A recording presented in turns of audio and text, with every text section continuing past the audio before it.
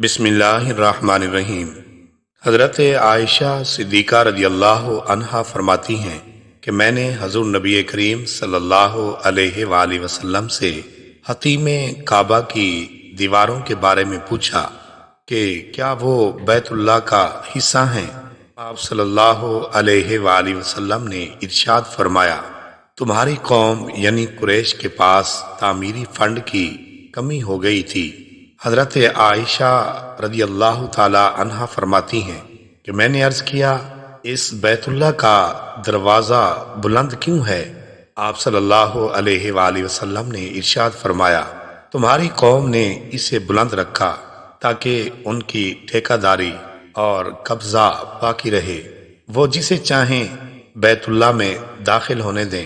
اور جسے چاہیں روک دیں، اور اگر تمہاری قوم میں زمانہ جاہلیت کے اثرات باقی نہ ہوتے